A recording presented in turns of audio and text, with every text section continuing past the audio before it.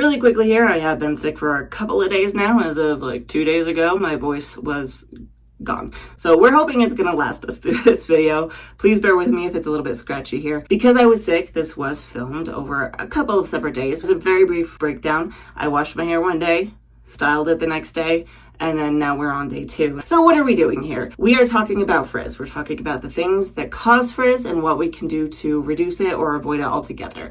And I'm gonna give you 10 steps here to hopefully accomplish this goal. That being said, 10 is a lot. A lot of them kind of just run into each other. They're normal things that we do, but you also don't have to do all 10. I'm going to talk about the different reasoning behind why I'm doing what I'm doing. And if you find that it doesn't apply to you, or you just don't want to do it, don't do it.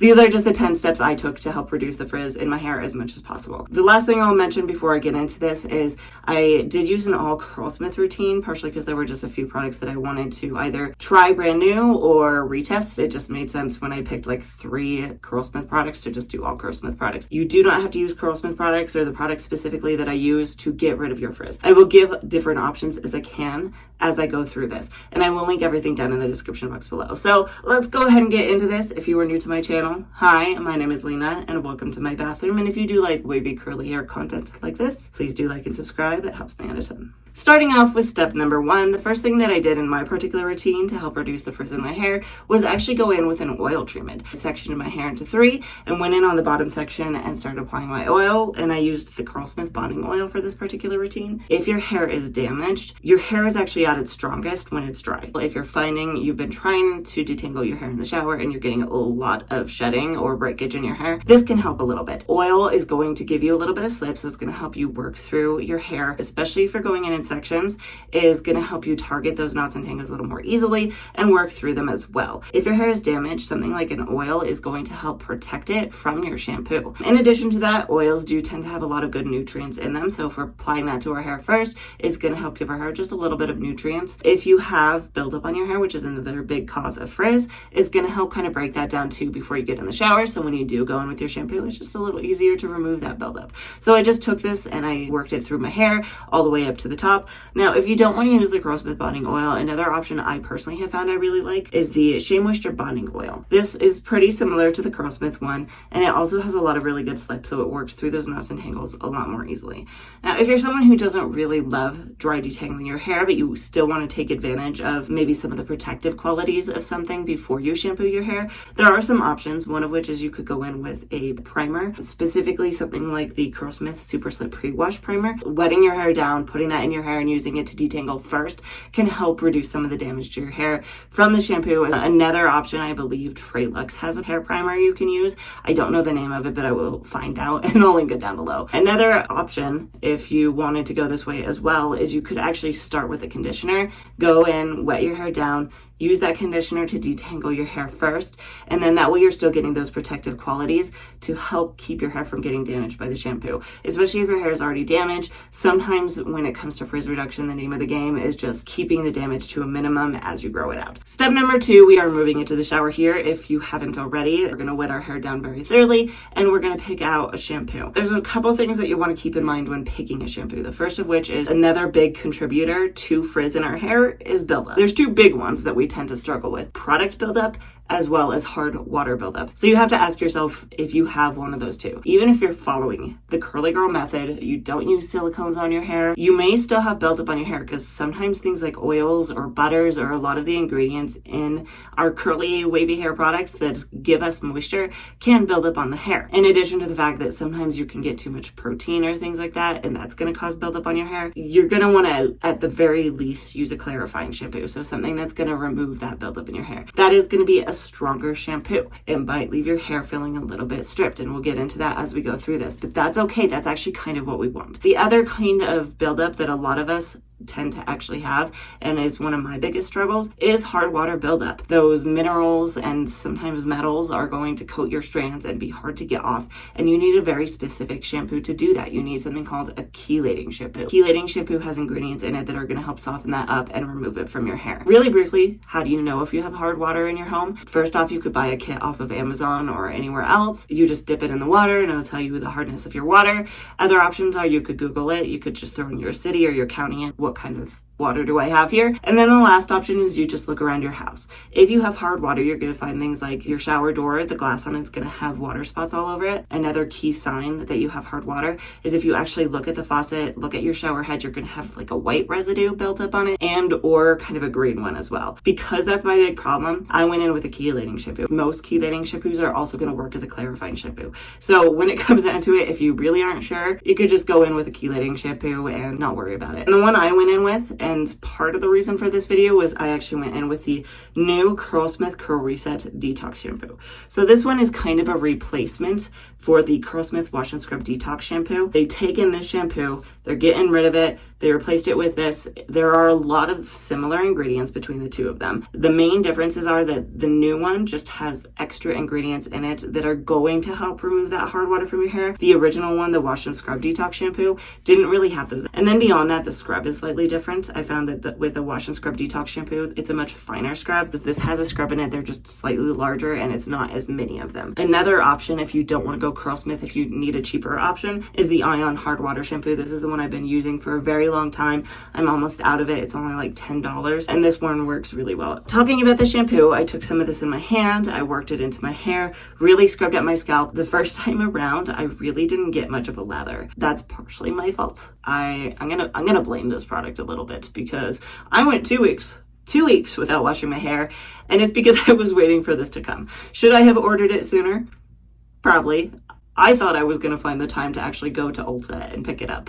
I did not. Instead, I ordered it and then I waited for it to come, and then I had to wait for a good day to wash my hair. So I'm going to blame this product. Anyway, so I took this, I worked it in my hair. It didn't really give me much of a lather. That being said, they are recommending doing it twice. And if you are trying to get rid of frizz and dealing with buildup, I do recommend going in and doing a double cleanse. It's going to be very beneficial to make sure you just remove all of that stuff out of your hair, get rid of everything. And so that's what I did. I went in with a second cleanse and I did get much more of a lather that time around. When I was done, I rinsed it out. You want to rinse out very thoroughly, make sure you get all of this out of your hair. I personally noticed that this did give me a slightly squeaky feeling to my hair. They are saying that it's gentle and it's not gonna strip your hair.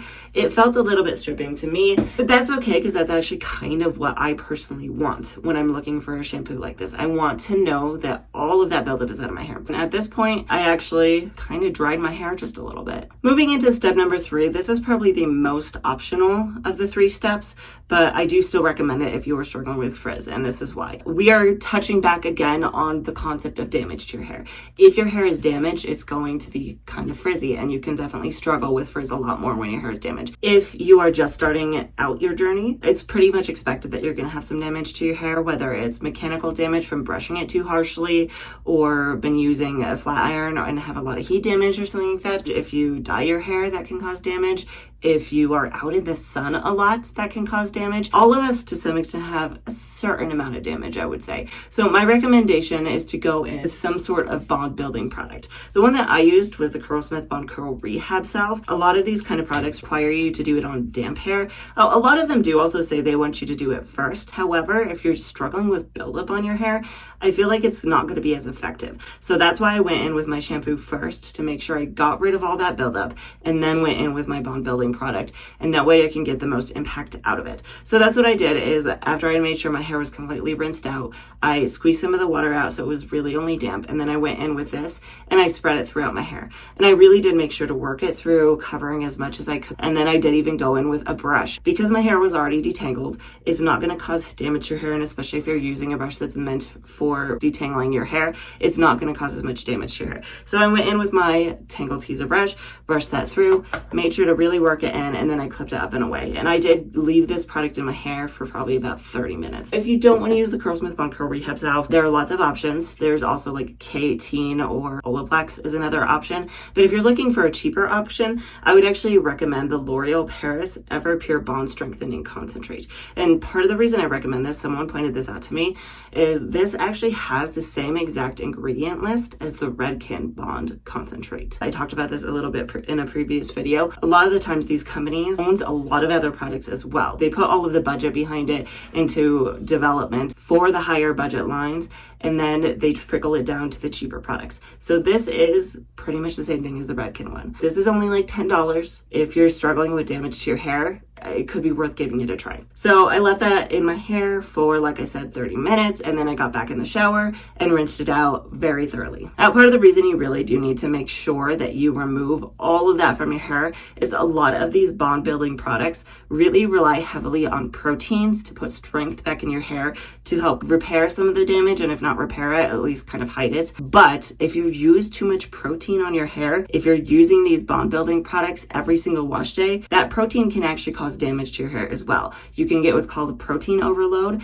where it kind of builds up and sits on your hair and causes breakage. So we want to make sure we get rid of that.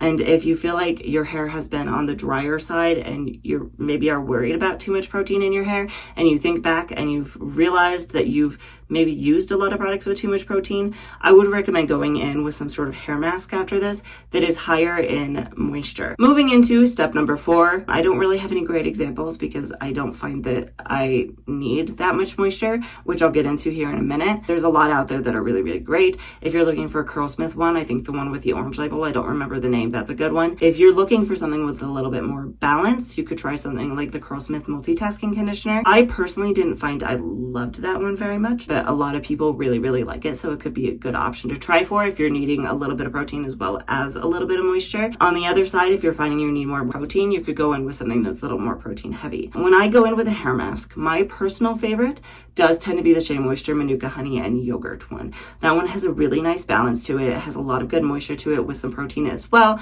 and it tends to give my hair the pick-me-up I need. However, I personally, in this routine, actually didn't go in with a hair mask. There's a couple reasons for that. One of which is I did go in with a bond building product. If you did not go in with bond building product and your hair's feeling squeaky, a hair mask might be a good idea. But I did go in with that, and that's going to give some nutrients to my hair, and I didn't want to throw too much at it in the shower. The entire routine was Curlsmith, so it really just made sense to go in with Curlsmith products, and I don't have a Curlsmith hair mask, so I just didn't go in with one.